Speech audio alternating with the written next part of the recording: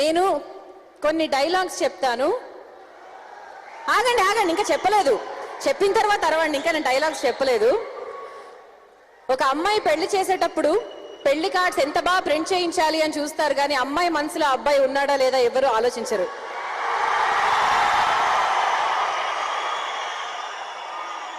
మహేష్ బాబు సినిమాలో నేను వస్తాను, వద్దు నేనే వస్తాను.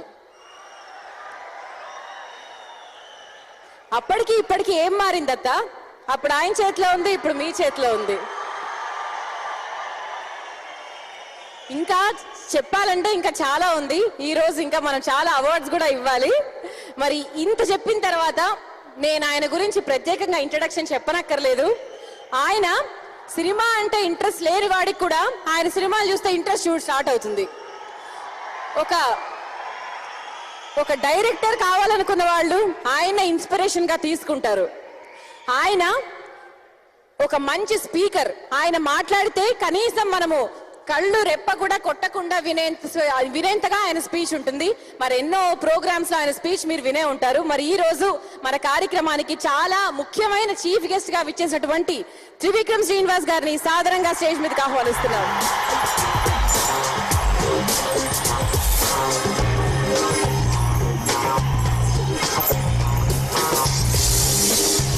నువ్వే అతడు, కలేజా, జల్సా, జులై అండ్ రీసెంట్ గా అత్తారింటికి దారేదే సినిమాలతో డైరెక్టర్ అంటే ఇలా ఉండాలి అని ప్రూవ్ చేసుకున్నారు త్రివిక్రమ్ శ్రీనివాస్ గారు.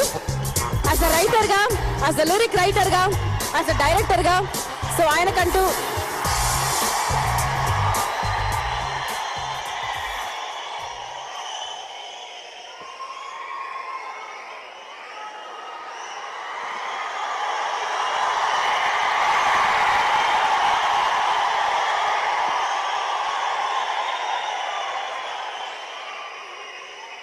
అందరికీ నమస్కారం.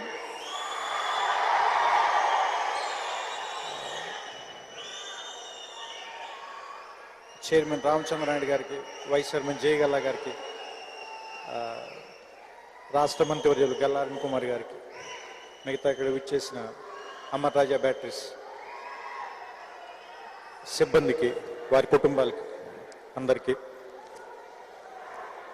నేనేదో బాగా ఎక్కువ మాట్లాడతాను ఎక్స్పెక్ట్ చేస్తున్నట్టున్నారు. నాకు నిజంగా అంత రాదు.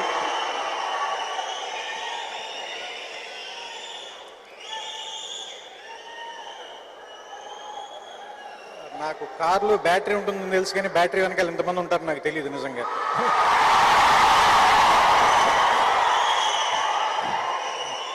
సో లాస్ట్ 3 days నుంచి బ్యాటరీ అనేది జీవితంలో ఎంత ఇంపార్టెంటో నాకు ఇప్పుడే అర్థమవుతుంది.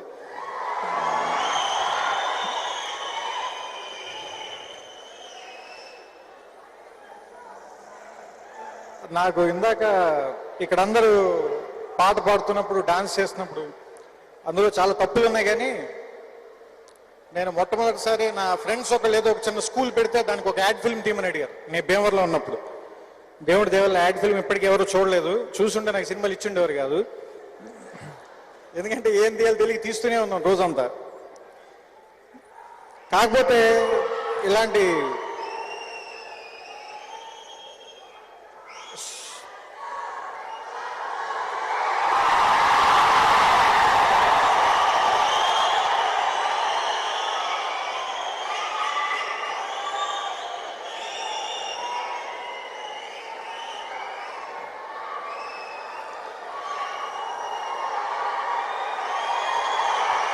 పవన్ స్టార్ పవన్ కళ్యాణ్ ఒక ఆడియో ఫంక్షన్ చూసినట్టుగా ఉంది ఆయనకి.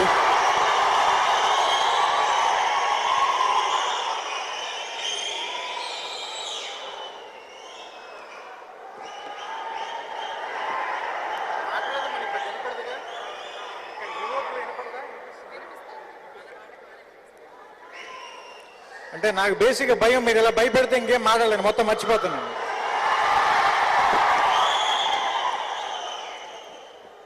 నేను జల్సాలో ఒక డైలాగ్ రాశాను. ఏంటంటే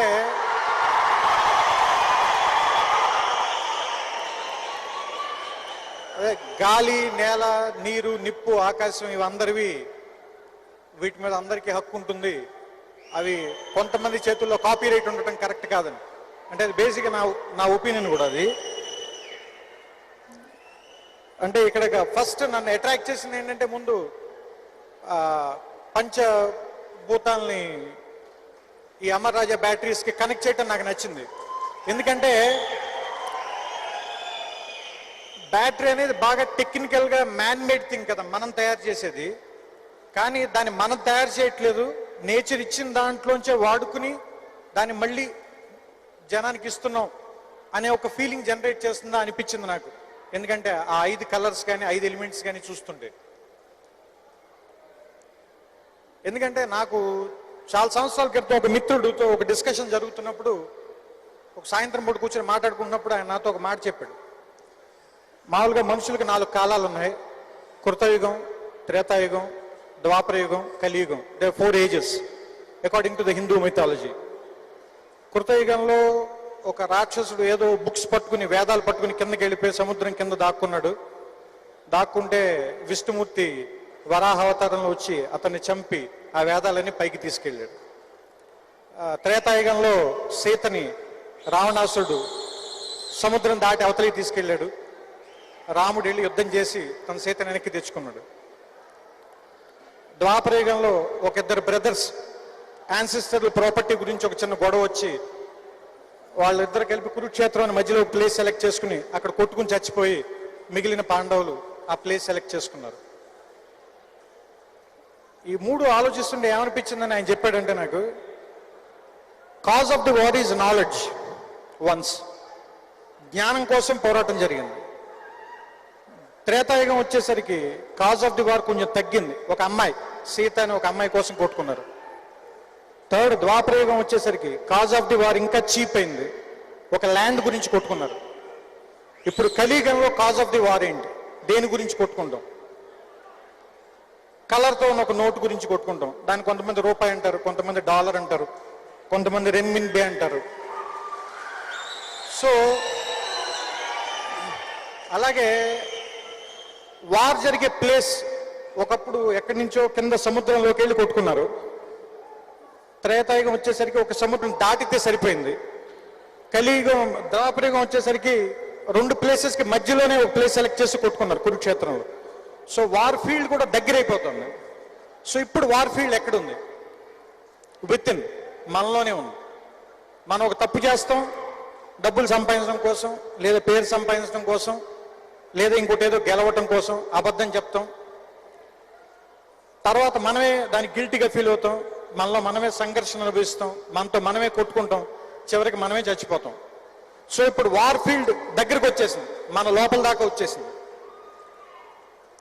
ఇలాంటి సమయంలో విలువలతో వ్యాపారం చేయటం అనేది చాలా కష్టమైన విషయం. ఎందుకంటే వాల్యూస్, బిజినెస్ 2 పూర్తిగా ఆపోజిట్ సైడ్ వెళ్ళిపోయాయి. ఒకప్పుడు 2 కలిపి చేయటం కుదిరేది, ఇప్పుడు కలిపి చేయటం కుదరదు.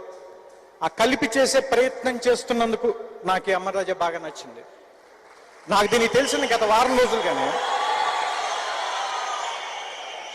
నాకు యాక్చువల్గా అమర్ రాజా అని కానీ గుర్తొచ్చేది, చాలా సంవత్సరాల క్రితం టీవీలో లాస్ట్ లాంగ్ రియల్లీ లాంగ్ అని ఒక యాడ్ ఉంటుంది.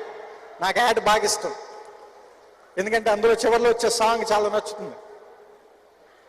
ఆ యాడ్లో చివరి మాటలనే నిజంగా ఈ అమర్ రాజా లాస్ట్ లాంగ్ రియల్లీ లాంగ్ ఉండాలని మనస్ఫూర్తిగా కోరుకుంటూ మీ అందరికీ